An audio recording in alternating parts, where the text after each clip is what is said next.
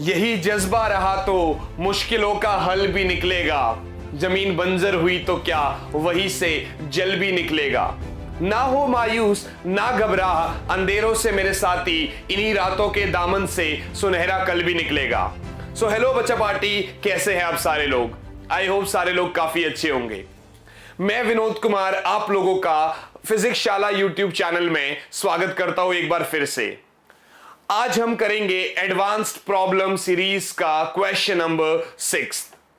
देखिए बच्चों, 5 problems already हो चुकी है, प्लेलिस्ट बन चुकी है। अगर आपने अभी तक वो पांचों प्रॉब्लम चेकआउट नहीं करी है, so you guys can check out those 5 problems, मजे आएंगे आपको।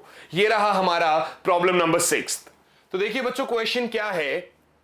A small point mass m has a charge q which is constrained to move inside a narrow frictionless cylinder। एक सिलेंडर के अंदर एक चार्ज है, रखा हुआ है, और बेस पर जो है एक और स्मॉल चार्ज q है। दोनों का सेम है साइन, यानी वो भी पॉजिटिव तो ये भी positive. If the mass m is displaced by a small amount from its equilibrium position and released, it will exhibit simple harmonic motion. Find the angular frequency of the mass. Find the angular frequency of the mass. आप देखो बच्चों, यहां पर मैं आपको एक चीज बताऊं। उसने जो है ना, यहां पर इससे यहां पर पहले ऊपर अगर मान लो ले जाते हैं, यहां पर क्वेश्चन में शायद नहीं लिखा हुआ है, लेकिन ये कंडीशन है that y is very very less than y not. जब आप लेके जा रहे हो तो कुछ ऐसी पोजीशन तक जहां पर वो y नॉट से बहुत कम है। तो सबसे पहले मैं आपको बताऊंगा। सबसे पहले आप यहां से देखो। अगर मैं यहां से देखता हूं, सपोज करते हैं हमारे पास ये अपना सिलेंडर है, ठीक है ना।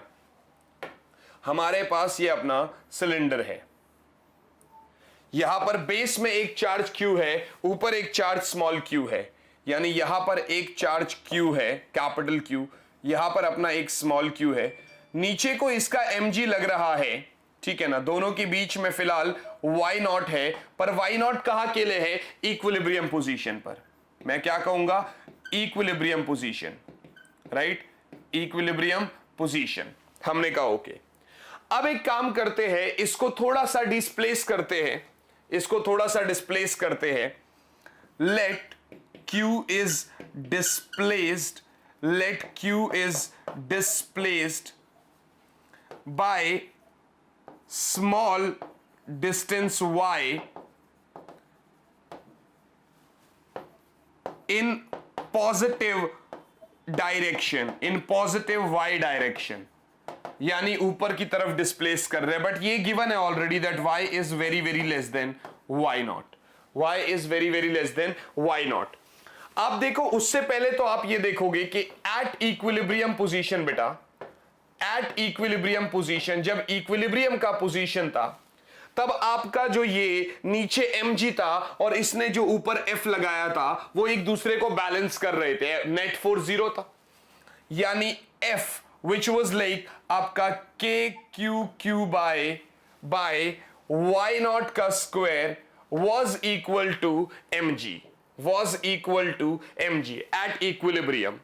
ऊपर लेके जाओगे तो न्यूटन का सेकेंड लॉ लगाना पड़ेगा, that F net is equals to ma, net force is equals to ma। So इस केस में by Newton second law, by Newton's second law, Newton's के सेकेंड लॉ से आप क्या कहोगे? F net ऊपर वाला फोर्स, यानी क्या हो जाएगा वो KQQ बाय आपका y की जगह y प्लस y नॉट का होल स्क्वायर हो जाएगा ना। अभी y नॉट है तो y और लग गया, तो y प्लस y नॉट का होल स्क्वायर। उसमें से हम क्या माइनस करेंगे? mg। तो ये मेरा नेट फोर्स आ गया, बराबर क्या हो गया? बराबर आपका ma के बराबर हो जाएगा, will be equals to ma। ये अपने पास कॉन्सेप्ट आ गया। अगर मैं यहां से देखूं KQQ not by y not square मेरे पास गिवन है, तो एक काम करता हूं, KQQ तो ठीक है, यहां पर नीचे से मैं y नॉट का स्क्वायर कॉमन ले लेता हूं, तो ब्रैकेट में क्या आएगा मेरे पास? 1 प्लस ये y अपॉन y नॉट का होल स्क्वायर, राइट है जी। Minus mg equals to ma। As you all know this is equals to mg, तो इस वाले को इस वाले को मैं क्या कह रहा हूंगा, mg कह रहा हूंगा इस वाले को. So it will be mg upon 1 plus y by y naught का whole square minus mg equals to ma. यहां से फिर एक और शॉट मारेंगे, y वाई नॉट से काफी छोटा है तो ये +2 जो नीचे ऊपर -2 हो जाएगा. mg कॉमन ले लो, mg जब कॉमन लेता हूं तो ये क्या होगा, 1 plus y by y naught का whole square -1 equals to ma. -1 equals to ma. एक काम करते हैं, इसको अगले पेज पर लेके चलते हैं. आपने क्या देखा, mg यहां पर देखो 1 plus y by y naught का whole square, 1 plus y by y naught का whole square -1 equals to ma. Equals to ma. अभी बाइनोमियल लगाते हैं, बाइनोमियल का एक्सपेंशन करते हैं. So using binomial expansion, binomial theorem लगा देते हैं. वो पता है क्या कहता है, वो कहता है कि as y is very very less than y not, जब y y नॉट से काफी छोटा है तो ये हो जाएगा mg. 1 plus y y not से काफी छोटा है तो आप कहोगे यहां पर इवन ये +2 नहीं होगा, ऊपर जब ये जाएगा, ऊपर जब ये जाएगा तो -2 हो जाएगा ना. ये तो नीचे पावर +2 है, ऊपर जाके -2 हो गया. तो यहां पर आप देखोगे तो पावर -2 है तो ये -2 अंदर मल्टीप्लाई हो जाएगा. तो यहां से अगर आप देखते हो so it will become 1 minus 2y by y not -1 equals to ma. m से m कट गया so this will be like g 1 minus 2y by y not -1 equals to a. 1 से 1 कट गया, आपको a मिल गया -2yg upon y not. This is are a.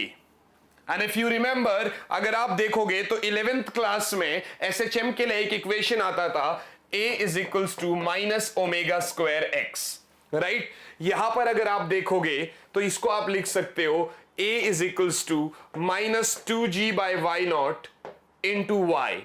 So you can say that this one is your omega square. You can say that this one is your omega square. Right?